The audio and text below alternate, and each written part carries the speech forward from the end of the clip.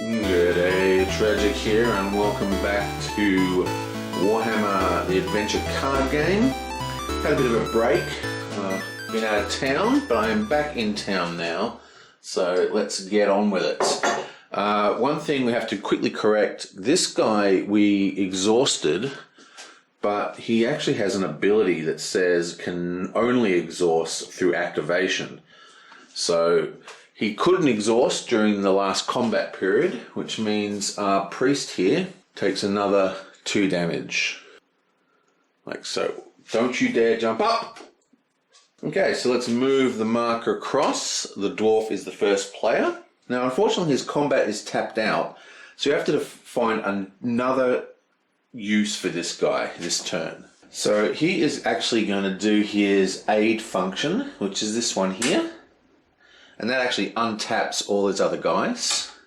And this says, before this action you may engage one enemy, and then the target hero may ready an action, and then you ready all the actions. So we are going to ready Watchful Sprites or whatever for this dude, and then do an aid action for him. So we get to roll 2 dice, but we have one guy engaged with us, so we have to roll 1 black.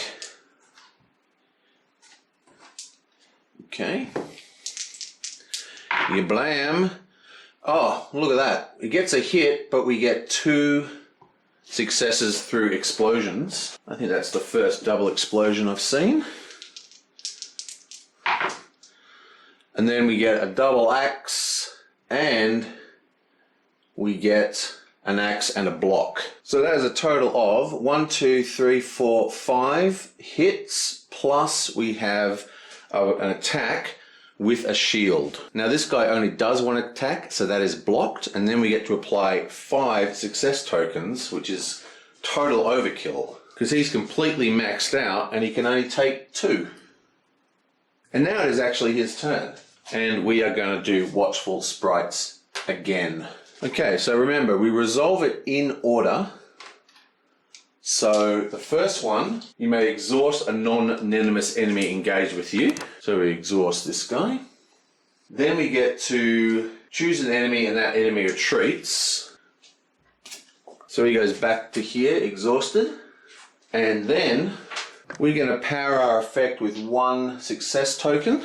Actually, no, we're going to power it with both our success tokens. And then we roll 2 dice, and we have no black dice. So that is 4 heal. So this just goes yoink down to 4. Nice. And now it is our priest turn, and he is going to do battle prayers. No, he's not. He's going to do righteous fury. We're going to choose not to engage an enemy, and we're just going to roll versus that orc boy. So we get 2 dice, and we have a black die. And I think we are actually going to exhaust Path of Redemption to add a success token. So we've got 1 success already. Okay, come on. Something good, please. You blam. Terrible. We do have a block, but we have 1 success. Come on. Beautiful. So that is actually 4 successes, and we have 1 block. Now this guy is 3 to kill, 2 plus the 1 armor, so he's dead. But it's simultaneous damage. We have 1 block and he's coming in for 2 damage, which means he still takes 1 damage. And this guy is toast. What's going on here? I think the cat's been around. And finally we have our mage. So he is going to do a fireball. And with the fireball spell, he's going to suffer a wound that takes him to 8. Wow, he's almost dead.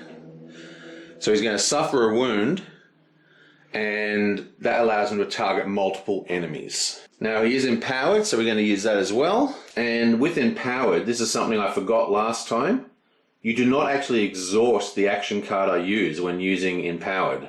So, boom, we're going to use empowered, we get an extra attack, an extra defense, and we don't exhaust.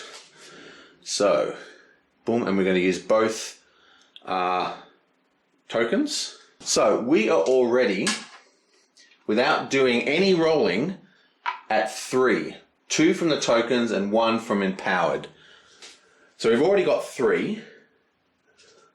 We can only target 2 monsters. We have 2 damage here, a 3 damage here, and a 2 damage here. I don't think he can take damage. Yeah, this guy cannot be wounded while he's in the shadows. So I think the plan is just to attack the 2 on the table. So we're going after the warrior and the rat swarm. Okay, so we have 1 black dice and 2 white dices. Dices? Is that a word? I don't think so. Yablam! We have 1 hit and 2 attacks. So that's a total of 5 damage and 1 incoming. Now this guy only does 1 damage, but remember, empowered also gave us +1 block, so we block that. And 5 damage is enough to kill both of these guys. So that's 2 damage for him and 3 damage for him. Now it's the monsters phase, and there is only 1 monster on the board. Yoink! He attacks the first player because he activates first, comes in. Oh wait, he retreats. So let me read. I probably should read the cards.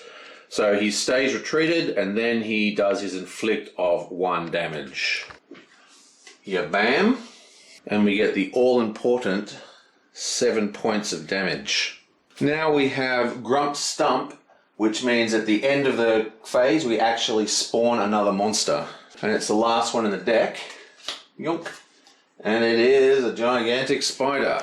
Ooh, okay, wow. 2 attack, 4 damage. Now this is spawning, not attacking, so again, go straight to the first player, which is exactly where we want these big baddies to go, because that's our tank. And finally, we have the peril phase, and yabam! It is now red. This is the final peril phase. So basically, this activates every phase now. So we've got to be very, very careful. The goblin leaps again into your midst with his shank slashing at you repeatedly.